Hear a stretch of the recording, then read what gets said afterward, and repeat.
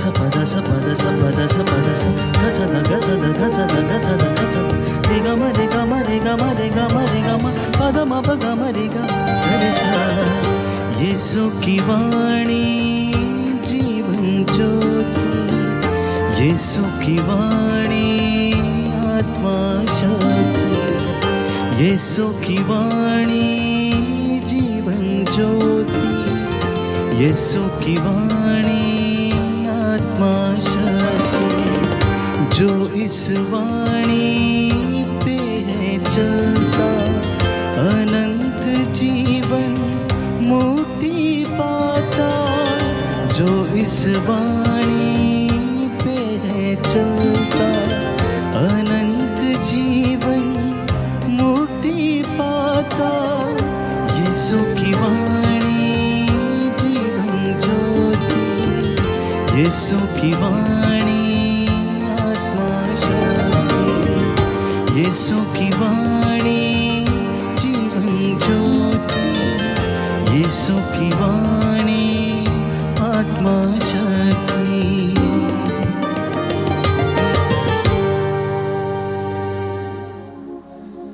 सबको जय यीशु की। प्यारे भाइयों और बहनों, मैं प्रभु यीशु मसीह के नाम में आपके अच्छे स्वास्थ्य की कामना करता हूँ। आज का ये वचन आपके जीवन में 100 गुना फल लाए, मैं प्रभु से यही विनती करता हूँ।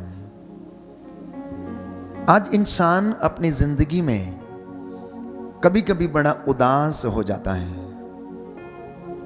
अनेक प्रकार की दुर्घटनाओं से जब वो ग्रसित हो जाता है तो लगभग वह टूट सा जाता है। कई लोग धर्म का पालन करते करते फिर भी वे लोग कष्ट सहते हैं। कई लोगों की शिकायत है कि हमने इतने अच्छे काम किए लेकिन फिर भी हमारे जीवन में कुछ अच्छा नहीं होता। कई लोग शिकायत करते हैं कि आखिर ईश्वर मेरे जीवन में ऐसा क्यों होने देता है।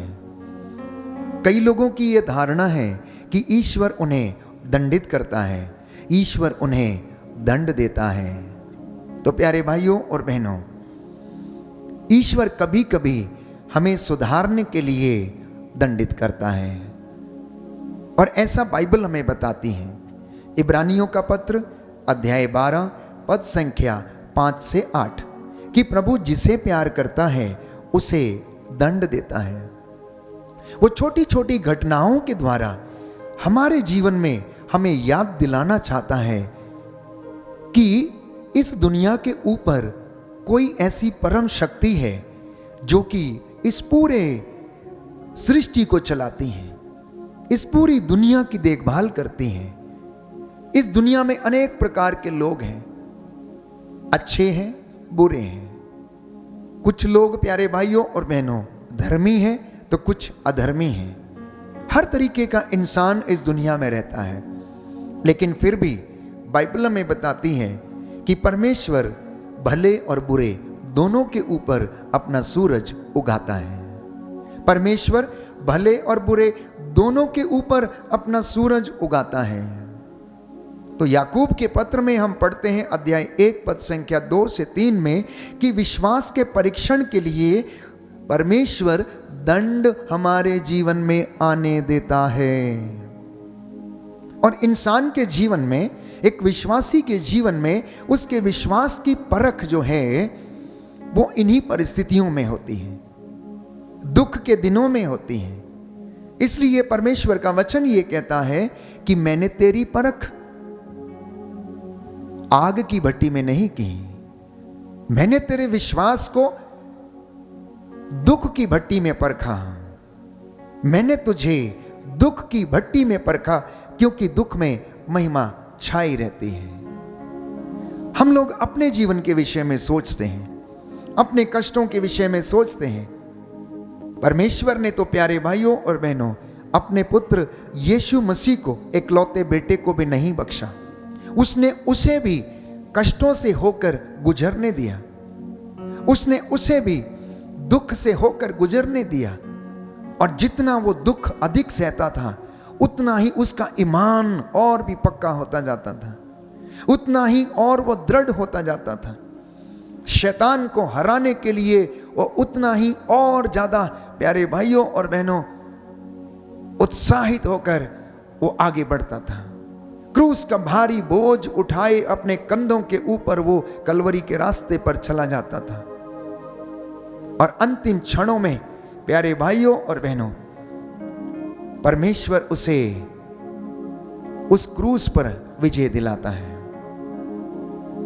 पवित्र आत्मा के सामर्थ्य से प्रभु यीशु मसीह को वो 3 दिनों के बाद कब्र में से बाहर निकालता है।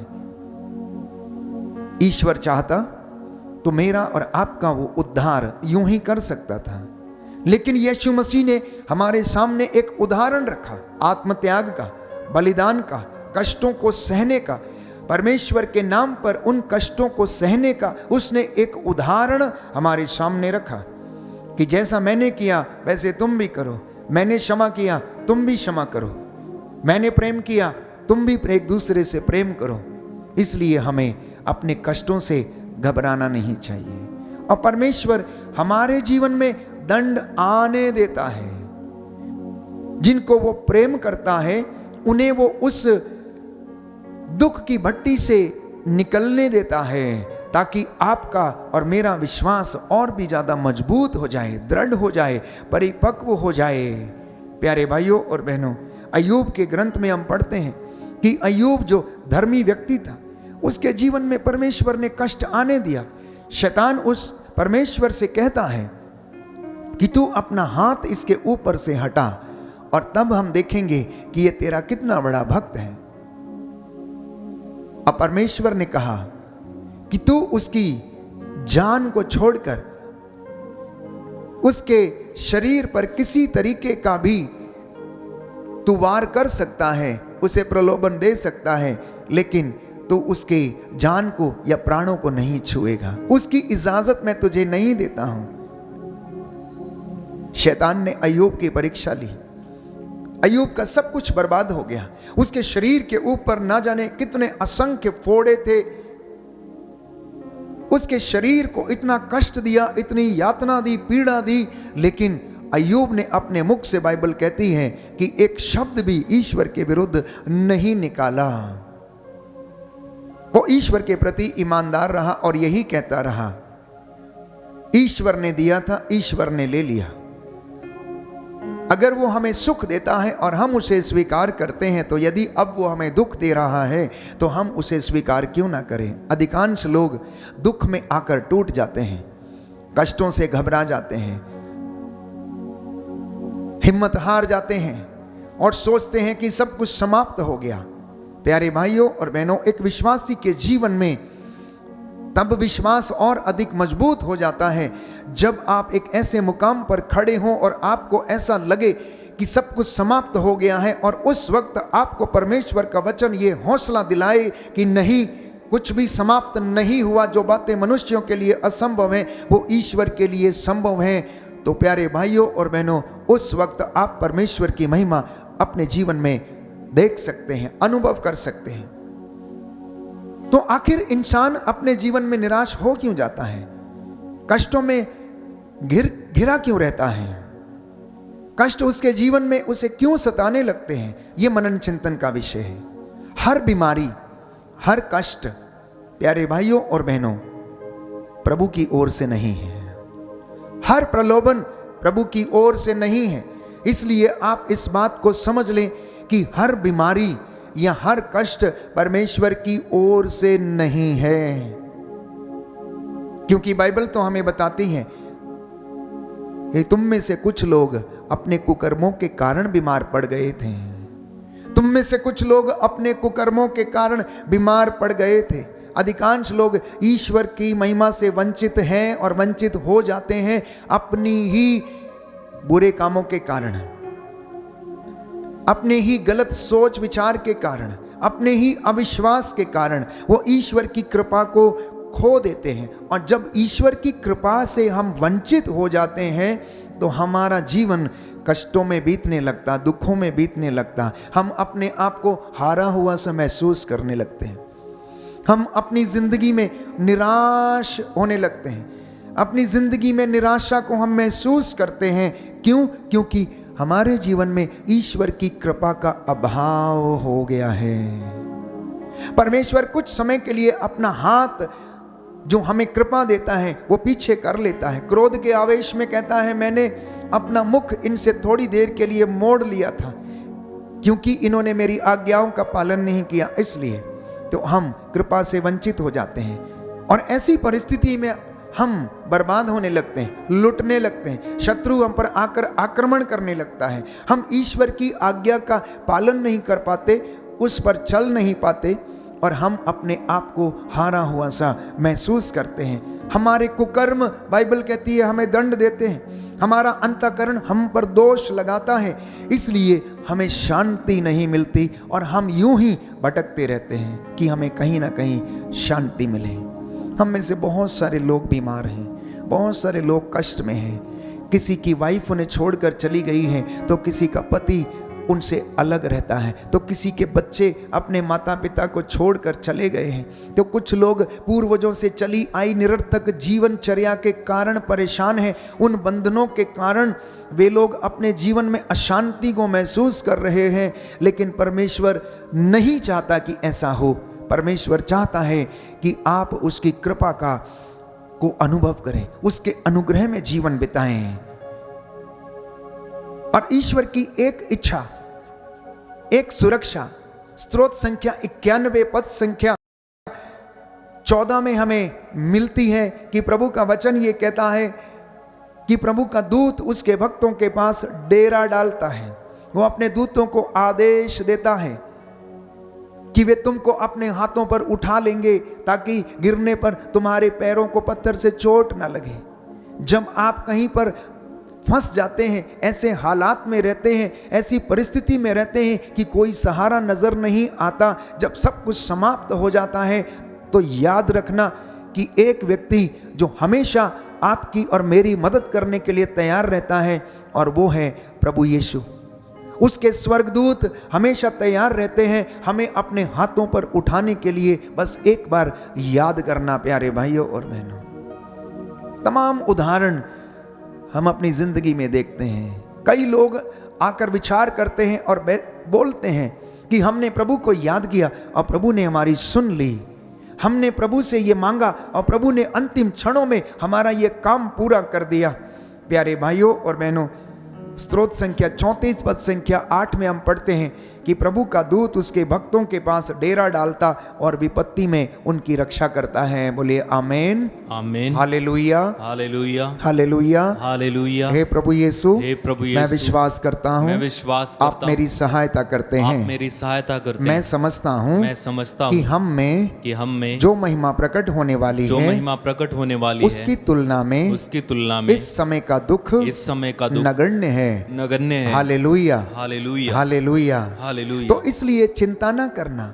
शरीर में कोई बीमारी है, चिंता मत करिएगा, हौसला रखिए, हिम्मत रखिए, आगे बढ़िए, ढारस रखिए, क्योंकि बाइबल हमें कहती है रोमियो के पत्र अध्याय 8 पद संख्या 28 में कि जो महिमा हम देखने वाले हैं, जो महिमा हमें प्रकट होने वाली है, वो प्यारे भाइयों और बहनों आज के दुखों के तुलना में बहुत अधिक महान है। हमारे दुख नगण्य हैं उस महिमा की तुलना में। इसलिए निराश नहीं बल्कि बड़ी आशा के साथ प्रभु के पास चलना, क्योंकि हम जानते हैं कि जो लोग ईश्वर को प्यार करते हैं और उसके विधान के अनुसार बुलाए गए हैं, ईश्वर उनके कल्याण के लिए सभी बातों में उनकी सहायता करता है। बोलिए आमीन, आमीन, हालेलुया, हालेलुया। इस वचन को दोहराएंगे। रोमियो का पत्र अध्याय 8 पद संख्या 28 प्रभु का वचन कहता है, प्रभु का वचन कहता है, हम लोग जानते हैं जो लोग ईश्वर को प्यार करते हैं, जो लोग ईश्वर को प्यार करते हैं और उसके विधान पर चलते हैं, और उसके विधान पर चलते उसके अनुसार बुलाए गए हैं, उसके अनुसार बुलाए गए हैं। ईश्वर उनके कल्याण के लिए सभी बातों में उनकी सहायता करता है। Hallelujah, hallelujah, hallelujah, hallelujah. तो जो लोग ईश्वर को प्यार करते हैं, जो लोग उसकी संहिता के अनुसार बुलाए गए हैं, उन लोगों के विषय में ईश्वर क्या करता है? कल्याण की बातें सोचता है। उनकी सहायता करता है। इसलिए प्रियजनों, जो कष्ट हमें भोगना है, जो दुख हमें भोगना है, जिस दुख की भट्टी में हमें परखे जाना है, उसकी कभी भी चिंता ना करें, क्योंकि बाइबल हमें बताती है, प्रकाशना ग्रंथ अध्याय 2 पद संख्या 10 में सुंदर वचन है जो प्रभु हमें देता है, तुम्हें जो कष्ट भोगना है उससे मत डरो, शैतान तुम्हारी परीक्षा लेगा और तुम में से कुछ लोगों को कैद में डाल देगा और तुम लोग 10 दिनों तक संकट में पड़े रहोगे। तुम मृत्यु तक ईमानदार बने रहो और मैं तुम्हें जीवन का मुकुट प्रदान करूंगा। मैं तुम्हें जीवन का मुकुट प्रदान करूंगा। वचन स्पष्ट है प्यारे भाई और बहनों कि शैतान हमें प्रलोभन देगा, हमें परीक्षा में डालेगा, लेकिन प्रभु ये कहता है तुम डरना मत, मृत्यु तक ईमानदार बने रहना और मैं तुम्हें जीवन का मुकुट प्रदान करूंगा। हर विश्वासी को उस जीवन के मुकुट को प्राप्त करने के लिए उत्साहित रहना चाहिए। हर विश्वासी को, प्रभु के चुने हुए दास या दासी को, अनॉइंटेड व्यक्ति को उस मुकुट को प्राप्त करने के लिए लालायित रहना चाहिए। यीशु मसीह जब गेत्सेमनी बाग में प्रार्थना कर रहा था औंधे मुंह होकर, मैं आपको विश्वास दिलाता हूं कि उस वक्त उन्हें क्रूस नहीं परंतु परमेश्वर के दाहिने जो महिमा का मुकुट मिलने वाला था वो उस पर अपना ध्यान केंद्रित किए हुए थे, क्योंकि अगर वो क्रूस पर अपना ध्यान केंद्रित करते तो शायद वो उसे उठाने में असमर्थ रहते। लेकिन स्वर्गदूत ने उन्हें ढारस बंधाया, ओ यीशु चिंता न कर, यह दुख थोड़े समय के लिए है, ये कलवरी की यात्रा छोटी सी यात्रा है, लेकिन अनंत जीवन की महिमा जो परमेश्वर आपको देने वाला है वो महान है। और वही आज प्रभु मुझसे और आपसे प्यारे भाइयों और बहनों कहता है।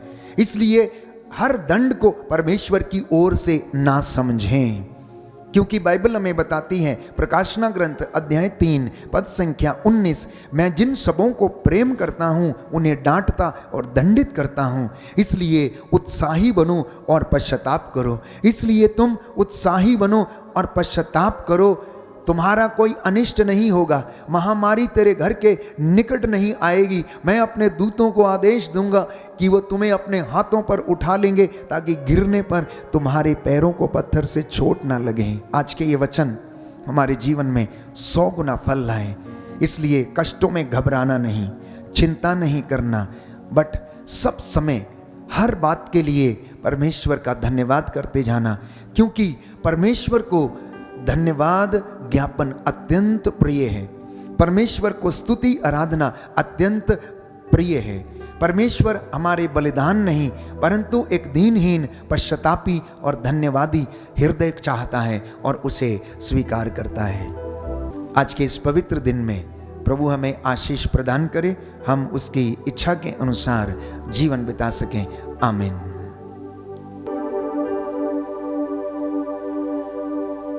सर्वशक्तिमान शाश्वत दयालु पिता ईश्वर, इस दुनिया को बनाने और सजाने वाले मेरे ईश्वर, तूने अपने इकलौते पुत्र यीशु मसीह को हमारे लिए कुर्बान कर दिया। पवित्र आत्मा के सामर्थ्य से मृतकों में से उसे जिलाया और अपने दाहिने विराजमान होने का अधिकार दिया। हे प्रभु, हमारे जीवन में जब हम दुख में, कष्ट में जीवन बिताते हैं, हमारे साथ रहने की कृपा कर और हमें आशीष प्रदान कर। तेरा पवित्र आत्मा हमारी सहायता करे, हमें आशीष प्रदान करे। तेरे पवित्र स्वर्गदूत हमारे मार्गों में हमारी सहायता करते जाए।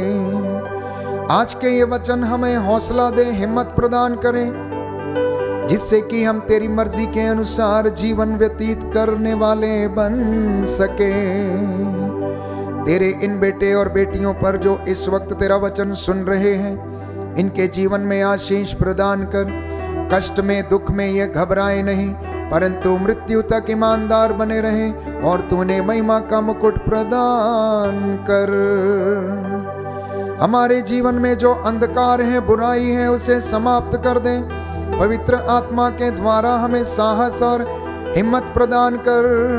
पवित्र आत्मा के वरदानों से हमें भर दे, जिससे हम नित्य प्रतिदिन तेरी महिमा गाते रहें और तेरा धन्यवाद करते जाएं।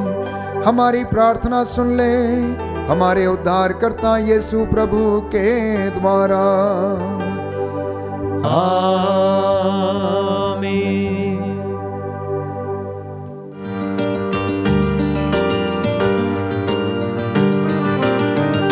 यीशु की वाणी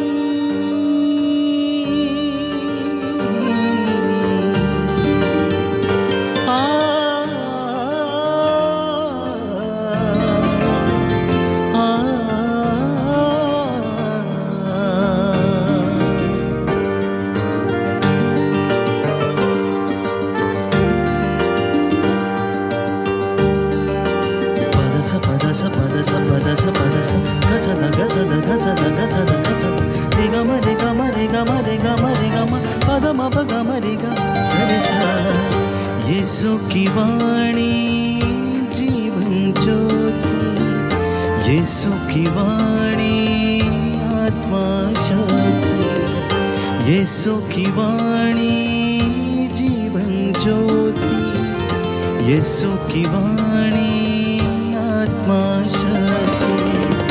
जो इस वाणी पे है चलता अनंत जीवन मुक्ति पाता।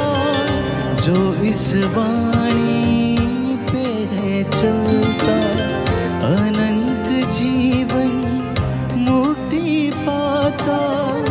यीशु की वाणी जीवन ज्योति, यीशु की वाणी आत्मा शक्ति, यीशु की वाणी जीवन ज्योति, यीशु की वाणी